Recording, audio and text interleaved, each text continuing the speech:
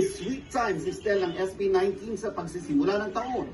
Naging busy kasi siya noong 2023 sa pagiging mentor sa The Voice Generations at kabi-kabilang commitments kasama ang kanyang P-pop group. Super nagpahinga po with family and then bumawi ng time sa kanila kasi last year po talaga wala kaming ginawa kundi magtrabaho lang. Pero tapos na ang break dahil marami raw nakalinyang gawin ng SB19 this year as a group and individually. Magiging mas Nandito sa 24 oras, Estel. career ng SB19 but also I guess doing solo careers mas maraming chance na mas ma-express po namin kung sino kami as SB19. But of course, we prioritize the group pa rin po SB19 kasi yun naman po talaga yung number one na goal. Nitong linggo, trending ang host Stel sa X dahil sa kanyang buwanang guesting sa Kapuso Magazine show na I Wonder.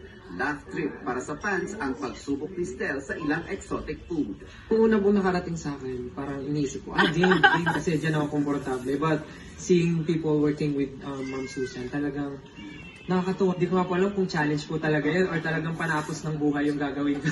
Pero happy po ako na may ganitong klaseng opportunity. Nelson Canlas at